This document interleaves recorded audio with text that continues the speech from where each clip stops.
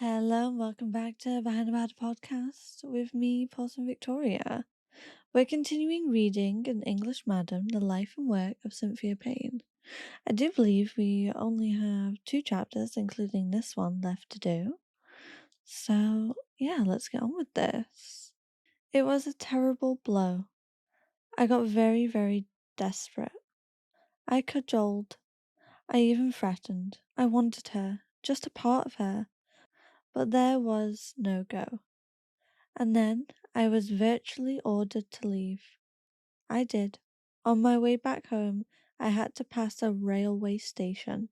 Something drew me to the station platform. I actually stood there waiting for the train to come in. I was prepared to throw myself on the line.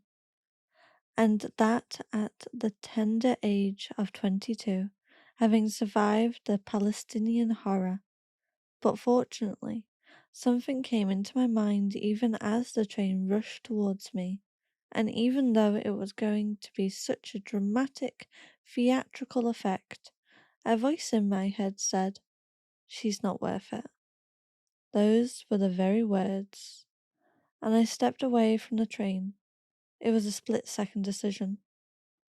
Gregory worked as an invoice clerk by day and studied at the City Literary Institute 5 evenings each week.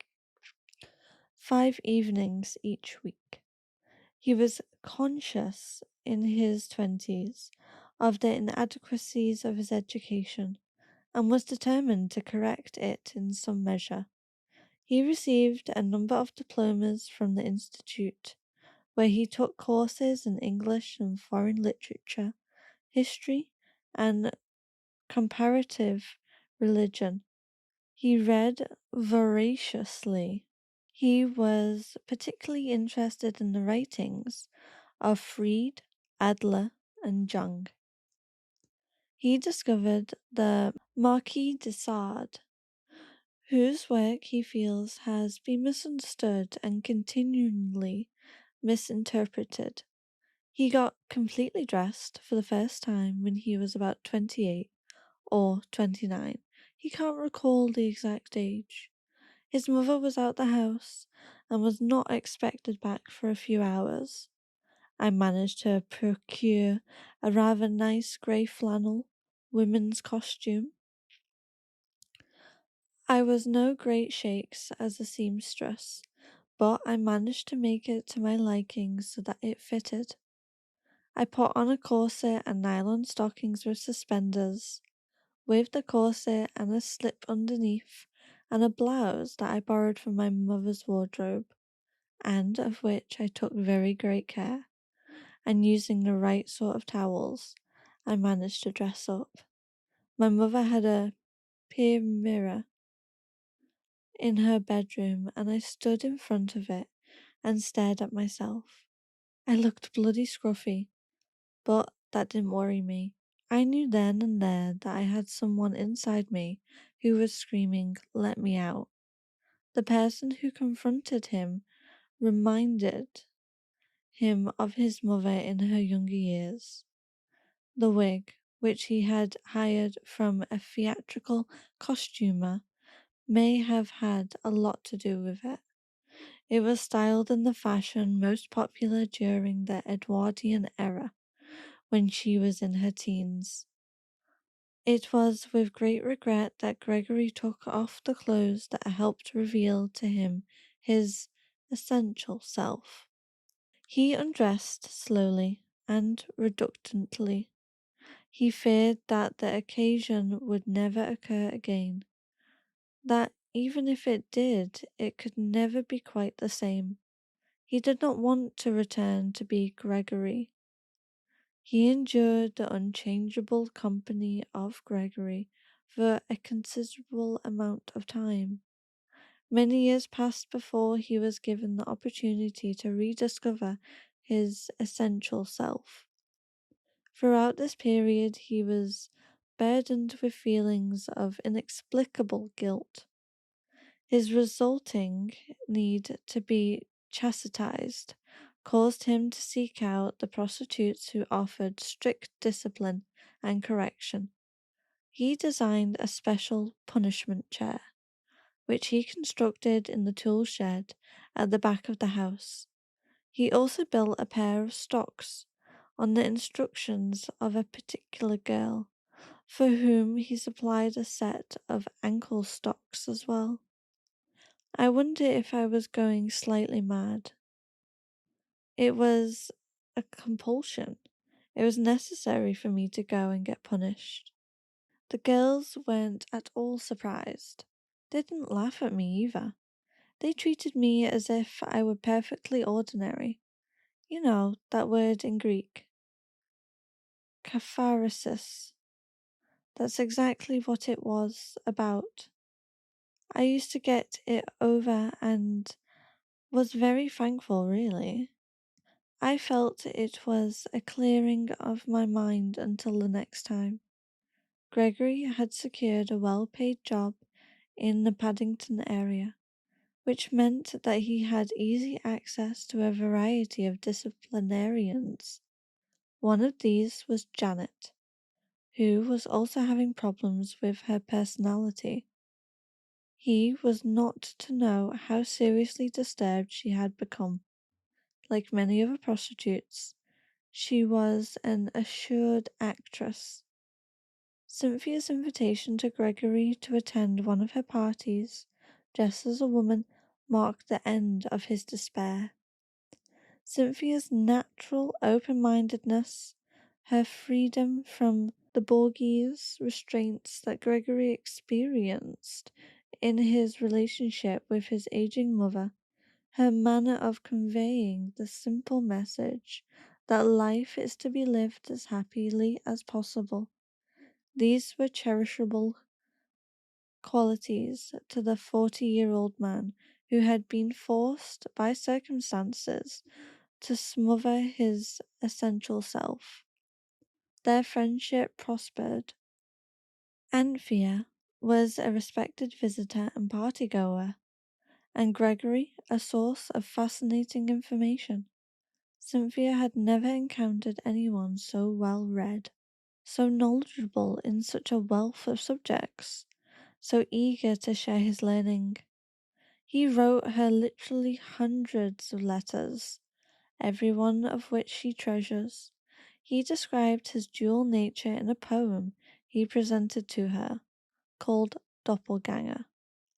Strange entity within this flesh contained, grey alter ego of my male hardness, decrees me hers, and demon sovereign like, bids me become her handmaiden regardless. At royal command, art cosmetic I'll use, on quivering lip imprint moist cupid bow, cheeks rogue and eyes mysterious make, kohl patented neath each penciled brow, a rubbered corset fastened round my waist will render figure smaller far than mine, and over the silk knickers director, this still in movement sensation divine, a cheating bra will lack of bust correction, and rayon slip adorn my new physique. Bright coloured skirt round nyloned legs will flow, with each foot cast anew in leather sleek. Fresh curled wig, short hair will swiftly hide, and gleaming necklace dangle at my throat. Gay befrilled blouse replacing sober shirt, and silvered earrings strike romantic note. Call me not mad, crazed puppet, fortune's fool, nor felon, though her damned of mortal sins, since innocent of guile, alone I stand, unknowing where I cease or siren she begins. Cynthia welcomed the siren into her entourage.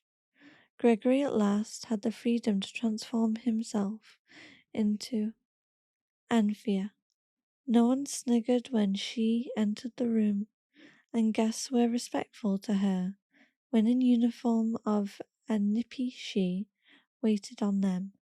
Gregory's sole sadness, a sadness with which he has become familiar with, came with the change back to the self he regarded as the lesser of the two. Divesting himself of the personality of Amphia still causes him indescribable anguish. Gregory left home forever when he was 42. He had long since found his mother's company oppressive, and only filial loyalty had made him stay with her. There were scenes when he informed her of his decision.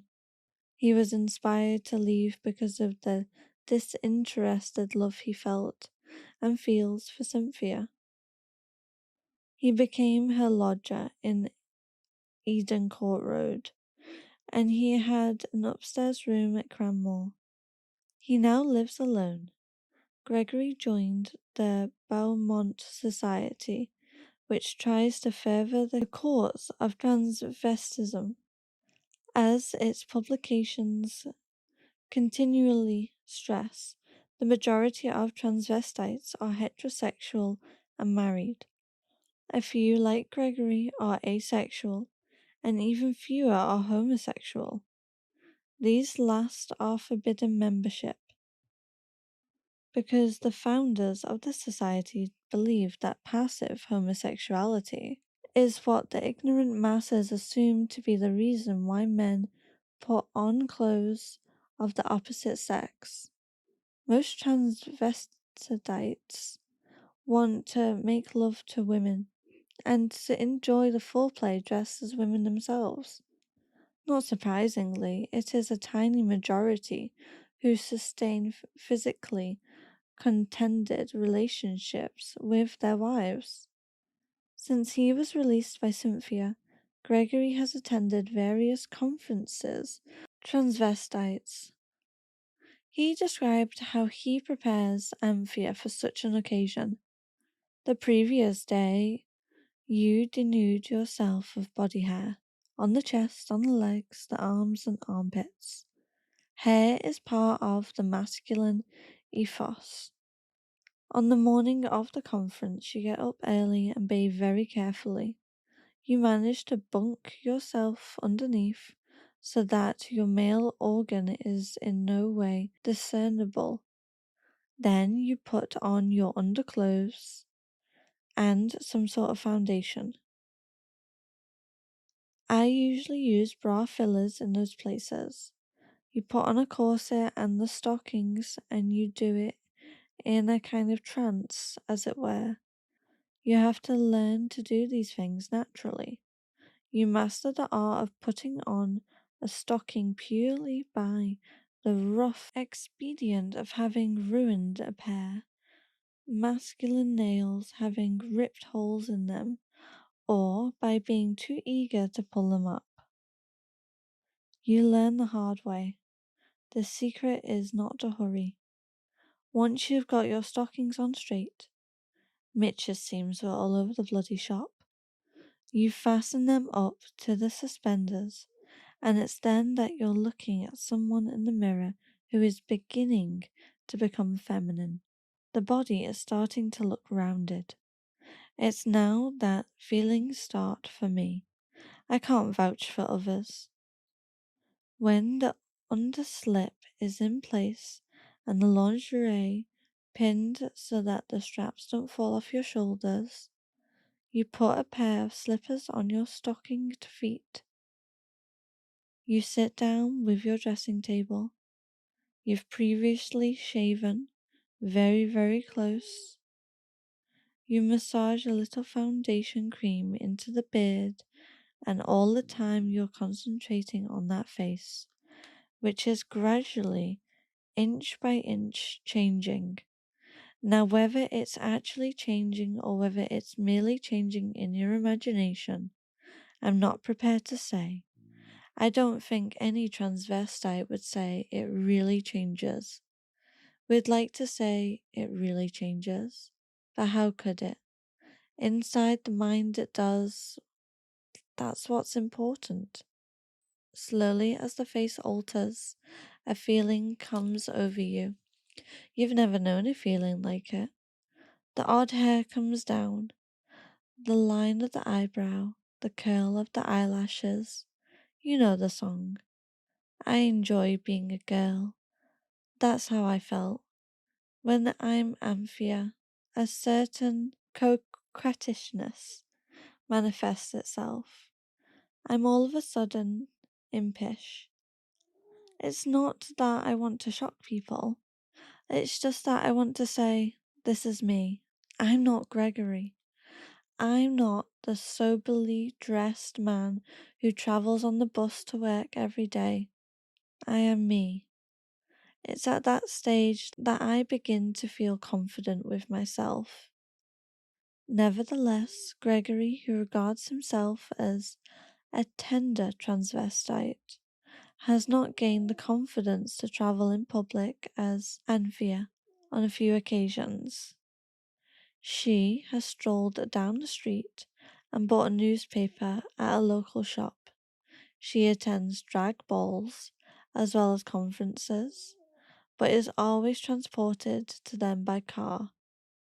2 years ago, Anthea spent a very pleasant afternoon wandering round the National History Museum. No one, it seems, read Gregory. He wasn't asked to leave by the keeper, and none of the dozens of people who were there that day paid any attention whatsoever to the middle-aged lady with the Marcel waves who was wearing a tasteful two-piece. This was a rare outing, however. The fear of being read and consequently mocked means that Anthea is confined to Cranmore, where mockers have never been welcomed. One of Cynthia's favourite party-goers is a man she refers to affectionately as Old Humphrey. This former night watchman discovered the delights of sex when he was 62. Until then, he had never even masturbated. Humphrey cannot recall ever having a wet dream. I've heard about them, of course. I've met blokes who have had them. But I can't say how I remember waking up with my pyjamas in a sticky state. Old Humphrey looked after his elderly parents until their deaths some 14 years ago. He now cares for his younger sister, who is mentally retarded. Much as he loved his mother and father, he experienced a sense of relief when they were gone. Having no one except his sister to wait on, Humphrey found his thoughts dwelling on the subject they should have dwelt on half a century earlier. On the verge of retirement, Humphrey endured the pangs of puberty. Like any furtive schoolboy, Humphrey locked himself in the bathroom and eased his pleasant ache with the aid of photographs of naked women.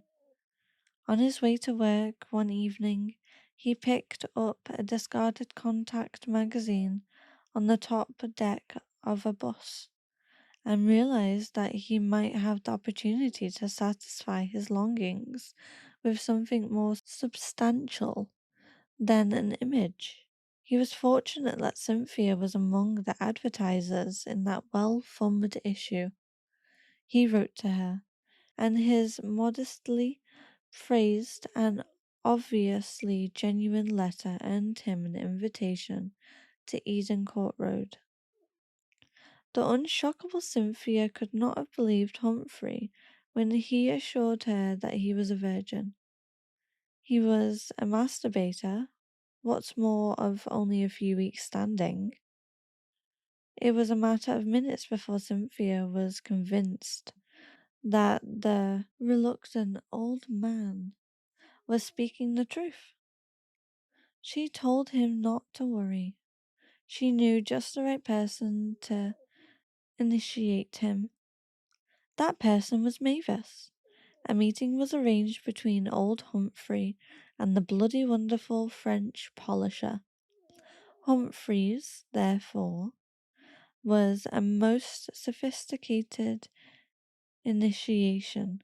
Nothing in his recent wild imaginations had prepared him for the marvels brought by Mavis's lips, teeth, and tongue. He suddenly comprehended a vast amount of wasted time to make up for, and he asked Mavis if she would help him fulfill his late flowering ambition. She said she would, and she did. Agatha aided him too with her usual exuberance. She took him upstairs during one of Cynthia's sex parties, and the poor old boy was greeted on his descent with poached eggs on toast, which Cynthia had anticipated he would desperately need. She always exercised the blokes to their limits. Old Humphrey was one of several beneficiaries of Cynthia's special discount scheme for pensioners. He is 76 now. He is adamant that meeting the Streatham madam ensured him more than a decade of unexpected happiness. Shortly before the police raid on Cranmore, Cynthia had begun to think seriously about including disabled younger men among her clients. It is particularly galling to Cynthia that the present laws prevent her from offering what she considers a necessary service. The friendly atmosphere she assiduously created at Ambleside Avenue is ideal. She believes for the types of customer who are too often treated by prostitutes with indifference, derision, and in many cases total rejection. At least 4 of Cynthia's girls are willing to accommodate someone, like Desmond, for example, who is denied the use of both legs and his left arm. Desmond, who is in his mid-20s, expressed his sexual frustration to his father when he was about 19.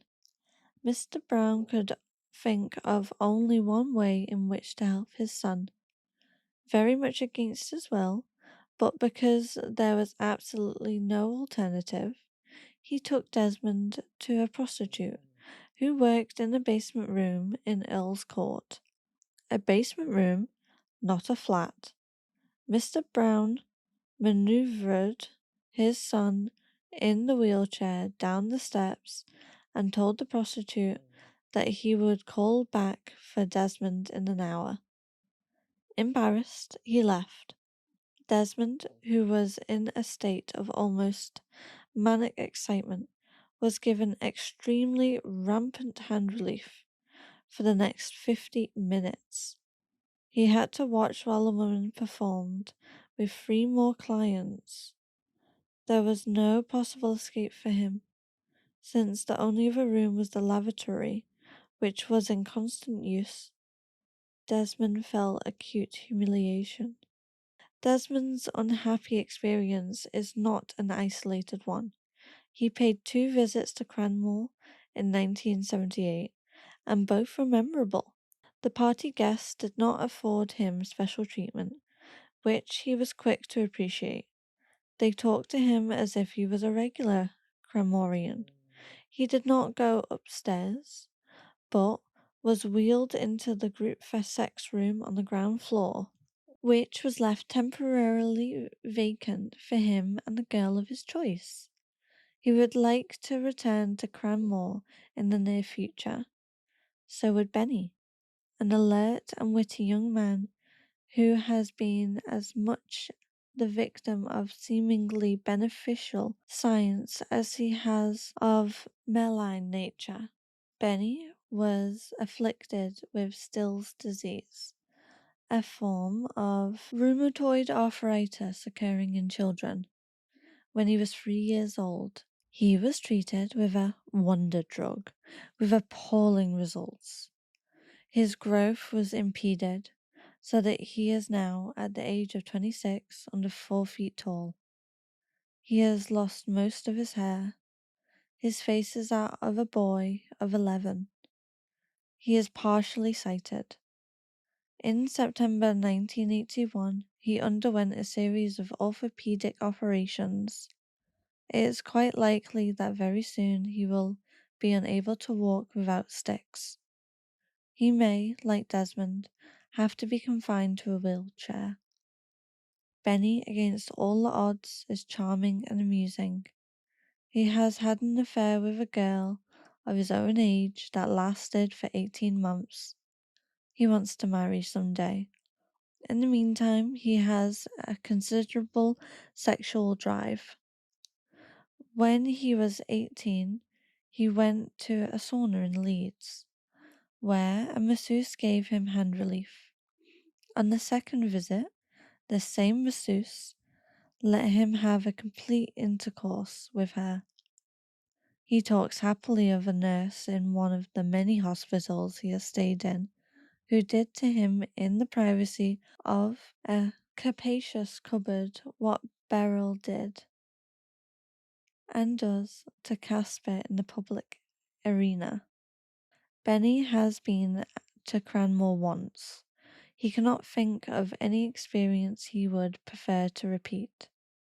Cynthia is not blind to the discontent, amounting to open hostility, her method of running a brothel caused among professional, as distinct from casual, prostitutes. They considered her prices insultingly low, and they resented the fact that she employed women who performed both for fun and for a little extra money. When Cynthia was last in business, not more than half a dozen full-time prostitutes were working for her. Why do you think I've kept my clients? It's because I can guarantee them girls who will be loving on the bed. Most women on the game don't even kiss the punters, let alone do what my girls do. I don't order them to kiss, but they know I'm grateful if they do. Some prostitutes get hard, and they end up hating men's guts, and I can't say I blame them.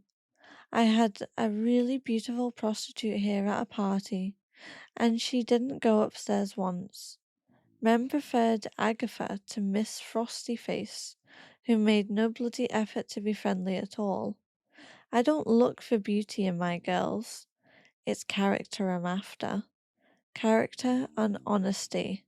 Cynthia introduced what she calls her luncheon voucher system.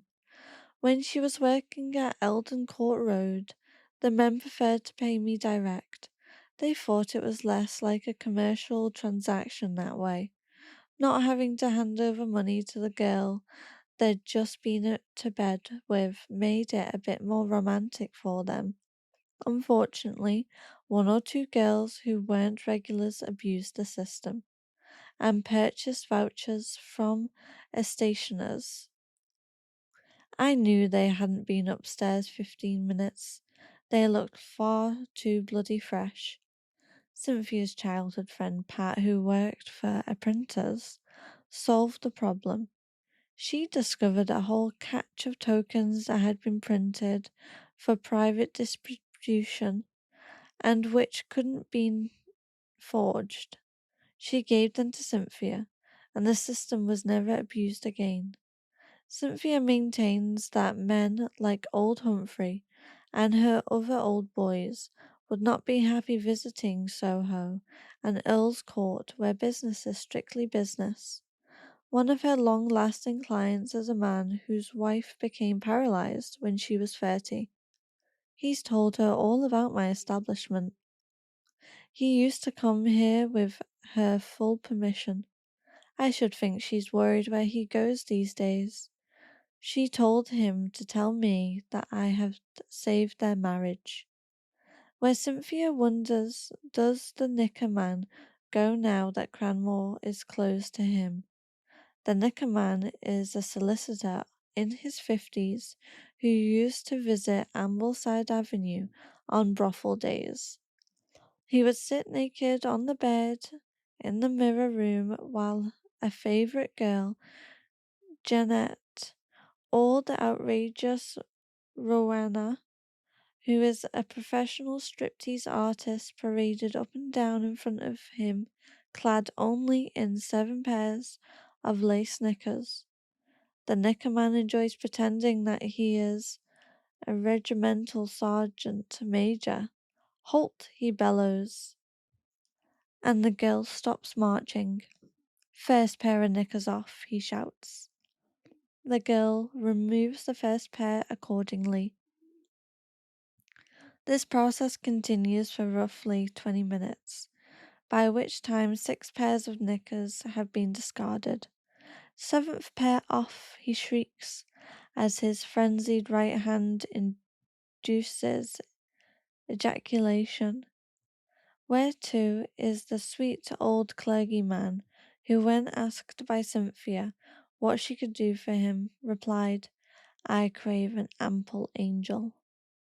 Pressed to elucidate, he declared that he would enjoy nothing better in his earthly life than the comfort of the buxom blonde clothed in white samite, and here he hesitated, sprouting wings. Cynthia told him he needed a little while to think it over. Angels weren't that easy to come by. Ever attentive to the demands of her clients, Cynthia persuaded a comely blonde of her acquaintance to be fitted for a long flowing cotton shift, which was run up at short notice by a dressmaker in the neighborhood. The wings were a problem, though. They caused her worry for a week or more. Then she had another of her brainwaves. She went along a celebrated theatrical costumers and inquired if they possibly had a pair of wings, golden for preference, that she could hire. They had. The clergyman was contacted and invited to Cranmore the following afternoon. He duly appeared in clerical garb. Cynthia led him into the lounge, where the sight he had been longing for awaited him. Posing majestically before the fireplace was the most generously bosomed of divine messengers, whispering a provocative "hello." Cynthia left them there, but not before noticing that the vicar had started to salivate in an alarming manner. The angel, she was later informed, had been most ferociously deprived of her wings, to such an extent indeed that the angel had been sorely tempted to say something distinctly unangelic. Before she could utter the profanity, however, her shift was lifted and normal service was resumed. The vicar returned to his parish in a cheerful condition, and a slave was commanded by his inventive mistress to straighten the golden wings that the old boy in his ardor had inadvertently bent. Okay, I do believe we have one more chapter left of An English Madam, the life and work of Cynthia Payne. So, it's okay. I totally understand not making it feel like a business transaction, but at the end of the day, sex work is work, and I think with Cynthia saying prostitutes many times instead of the word sex worker, which was the word sex worker was out by then. I feel like that's quite telling. I think business should be business. You get the money. You get the money at the start. It's a rookie move if you don't get it at the end. And it should be seen as a business and it should be respected as a business. This is where I don't agree with Cynthia. It should be a business. People need to respect that. And I think that's definitely what she was missing. That sex work is work and sex work is a business. And it needs to be seen like that. Yes, it's a lot of fun and everything like that. But it's also a business and we do deserve rights and labour rights. And it sounds really shifty that she didn't pay the workers that much. That's kind of messed up. Like, yeah, it's fun and everything, but they still should be getting paid a considerable amount. Right. I shall leave this here, and I'll see you guys next week for the final chapter. This has been Porcelain Victoria with Behind the Paddle podcast. If you enjoyed this episode or any other episodes, please leave a like, follow, and share.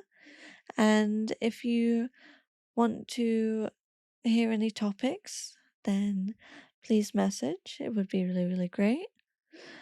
And yeah, you can follow us on Instagram, mainly Instagram. But yeah, bye.